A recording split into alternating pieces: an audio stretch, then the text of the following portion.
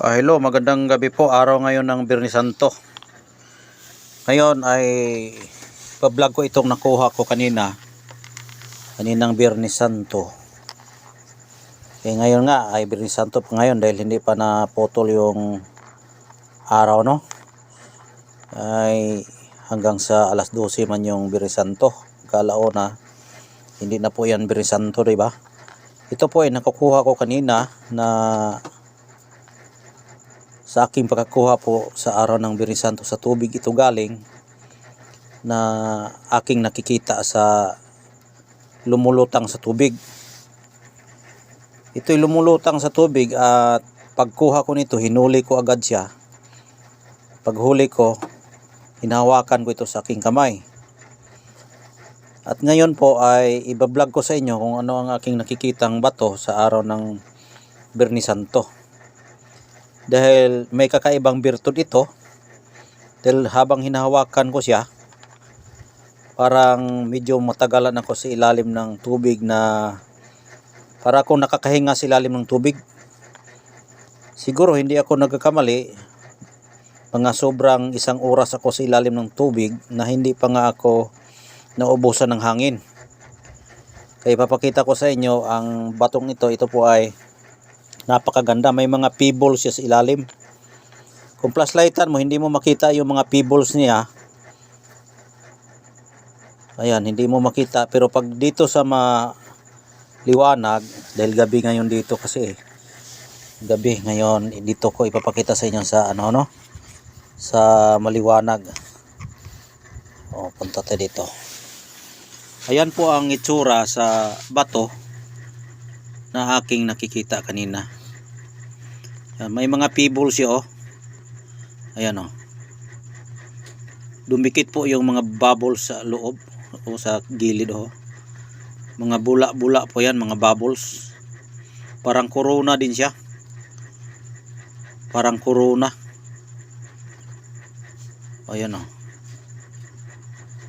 napakalakas po yung aura niya. Ayan, ayan, parang corona. May mga bubbles sa kanyang ulo.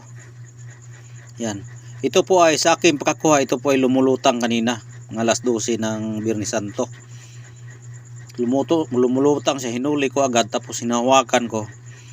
Sumisid ako sa ilalim. Naghahanap din ako ng mga mutya doon sa ilalim at marami akong nakukuha naman. Pero ito ang dahilan na nakakuha ko ng marami, na matagal talaga ako sa ilalim. Sobra 1 oras ako doon para akong nakahinga sa ilalim. Pero ito po ay meron na po nagmamayari nito, dahil kanina lang may tumatawag sa akin kung ano ang kakaibang nakuha ko. At ngayon nagbibideo call kami. Pag video call ko sa kanya ay sa mabuting palad, biglang putol yung aming signal. Hindi siya nakatuloy na nakakita dahil parang medyo na-hack yung cellphone, dahil sobrang lakas ng aura, parang nasisira. Kaya sabi niya, kukunin ko yan, pero ipapakita mo muna sa vlog. Ngayon kinuha na niya. Ito ipapakita ko lang sa inyo para makita nyo rin, para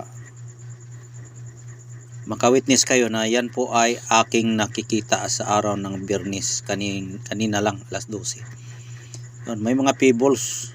Ayan, buwa talaga siya. Lumulutang ito kanina. Nung nahawakan ko na siya, tapos sumisid ako sa ilalim dahil gusto ko pang makakita ng maraming mutya doon sa ilalim ng tubig. Marami akong nakukuha. Nilagay ko sa bulsa at isa-isahin ko lang yun i-vlog, dahil hindi nyo maintindihan kung ipapakita ko sa inyo lahat, maubusan tayo ng oras. Lahat po yan ay galing sa tubig ng kakaibang mga birtod. Dahil kumbaga nakukuha mo sa tubig, hindi ibig sabihin yan po ay tubig, di ba? Dahil maraming nilalang sa tubig. Ang nakatira dyan sa tubig, marami. May mga syukoy, may mga ahas. Lahat ng mga nakakahinga sa ilalim ng tubig, posible na nagbibigay sila ng mga mutya. Kaya nakarami tayo. Ayan o, nakarami tayo. O, ayan. Hindi ko muna i-vlog yan lahat. Dahil kung isa-isahin ko pa yan, maubos yung mga ilang oras sa atin. Kaya one by one tayo magbablog. Ipapakita ko yung napakarami. Napakarami yung mutya na yan. Abangan nyo lang yung aking pag-vlog. Basta ito, may na mag-aari na ito. Hindi lang niya ipagsabi yung pangalan niya para din po sa kanyang confidential. Dahil hindi siya sanay na ibanggit yung pangalan niya, mas lalo na kapag proteksyon. Ito po ay pwede itong proteksyon. Hindi ka matamaan ng mga sakuna, hindi ka maling mapagod, matakot ang kalaban mo, hindi makakilos yung kalaban mo, hindi ka matamaan ng barang, kulam, daot. At kapag ikaw ay makipag-kausap, hindi makapaggalaw yung kalaban mo, hindi makapagsalita ng maayos na makatingin sa iyo. Baga para siyang tubig na binuhusan mo na nalulusaw. Yan po ang birtud nito. Yan. At kung hawakan mo ito, kapag magpunta ka sa ilalim ng tubig, matagal kang makahinga doon. Basta hindi ako nagkakamali kanina. Sumisid ako ng alas 12 ng udtong tutok. Nakalabas ako sa ilalim mga 1:30. Kaya marami akong nakukuha. Parang nakahinga ako. Dahil dito sa batong ito. Pero meron din naman nahiwakan ko dahil ito ay nilagay ko sa bulsa. Meron din akong nahahawakan na mas super pa sa kanya. Kaya hindi ko lang ipapakita kasi kung isa-isahin ko pa yan pagpapakita,